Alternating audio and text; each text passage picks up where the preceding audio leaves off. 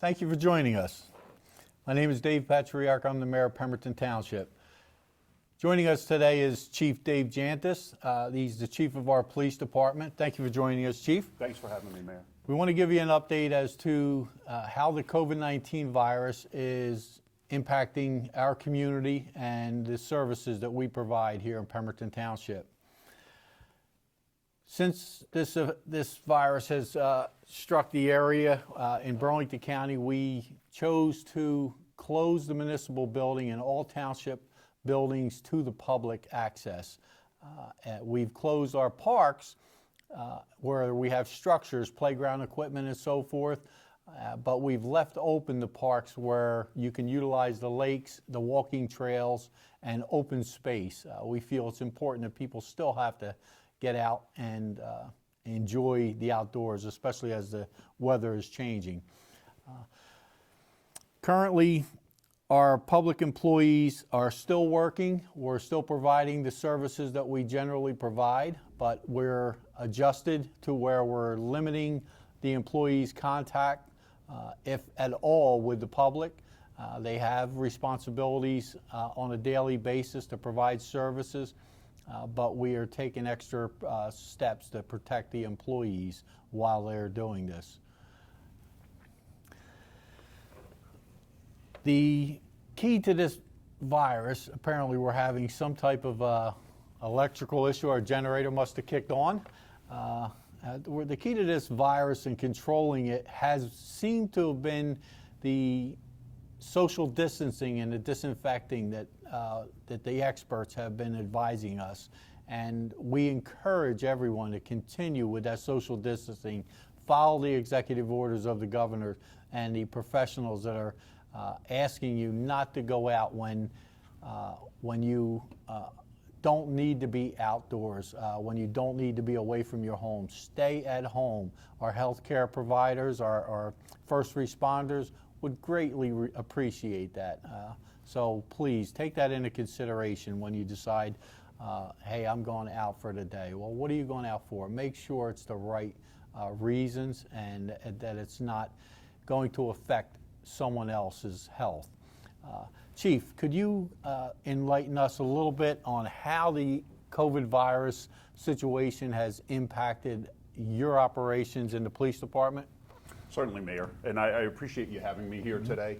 And on behalf of the police department, we would like to thank the residents of Browns Mills, Pemberton, New Lisbon, Birmingham, and all the subdivisions of our town for generally sticking with the executive orders and the governor's stay-at-home order. That's not to say that we haven't had moments where there have been offenders out there that we've had to deal with. I can tell you, though, Mayor, we've been, as instructed by the governor and our attorney general, we've been light-handed on the way we're dealing with those issues. We strive to the greatest extent possible to give people that might be violating the stay-at-home order or other executive orders a warning. In the news recently, there has been a number of subjects that we've had to issue citations to that will be dealt with when the courts reopen because they just wouldn't listen. And I can tell you one subject was given at least 2 warnings by the time his third encounter with police came up and we ultimately issued a summons. But really, overall, the Township of Pemberton and all its different areas should be really proud of itself for dealing with this really unusual circumstance. So as we talk about being unusual, some of the practices that the police department has had to institute would be otherwise considered unusual if not for the pandemic that we're dealing with. Right now, we, along with a lot of other police agencies, have started taking calls in different ways. If we're dealing with a call that we can handle by phone, if it requires no personal contact with the public, we try to do that. But of course, the police department, by its nature, and especially the officers on the road, have to deal with the public face-to-face more so than most other career fields other than our healthcare providers. So you may find if you call for police services that we come to your house and we may stay our distance, that's 6 feet or even more, and ask you some questions before we enter your home or ask you what the problem is. Of course, if there's an emergency going on, we don't hesitate to do what needs to be done. But if the time allows, we will ask some questions before going into a residence or dealing with the issue that we've been called for. Chief, you mentioned that, when the courts open up, and just so the public is aware, we are working with the court administrators to be prepared when we are able to open up how we're going to be dealing with the backlog of court cases. So we will have a plan in effect when that time comes.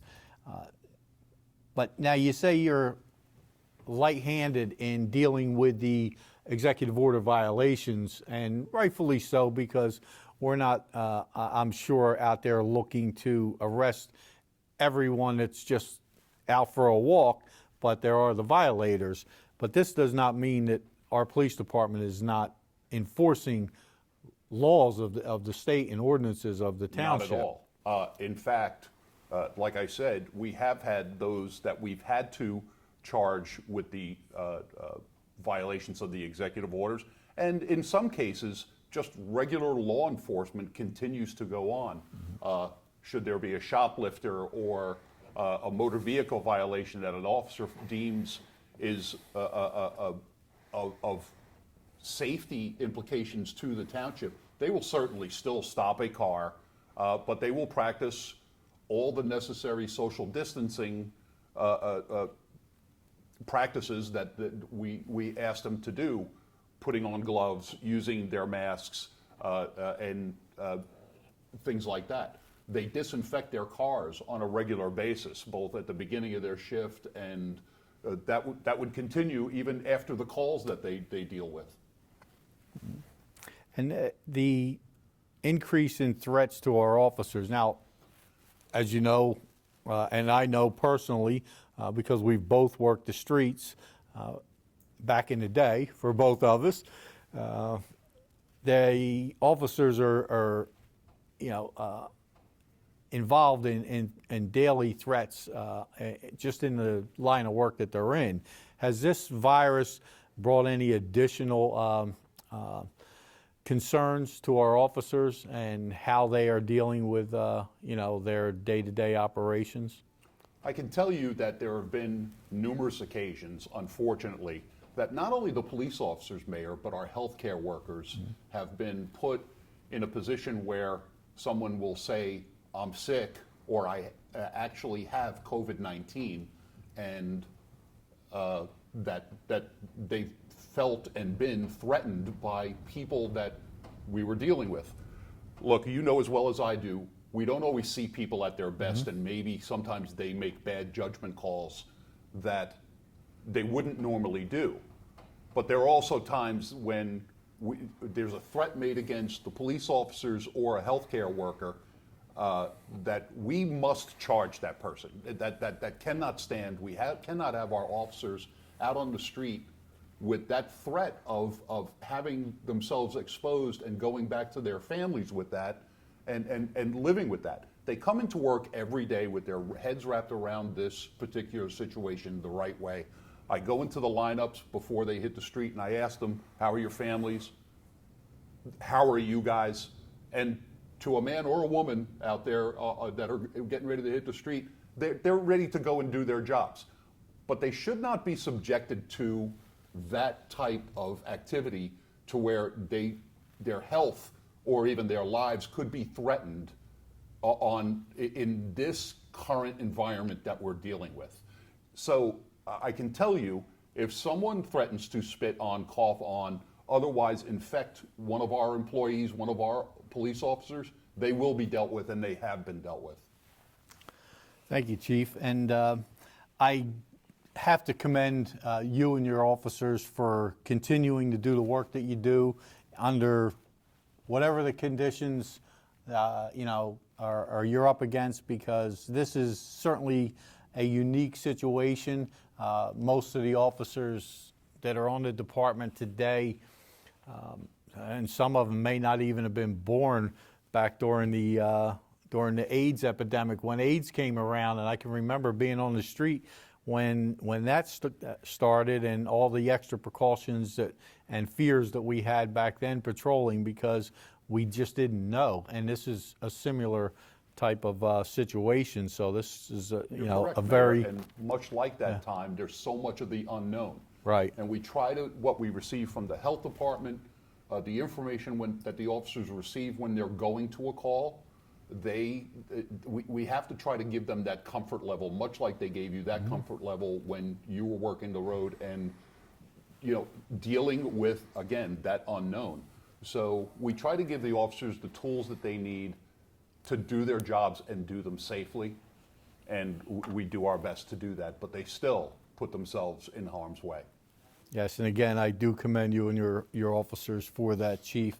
And I would be remiss if I didn't congratulate you on your years of service. Chief Jantis is retiring at the end of the month after 26 years of service.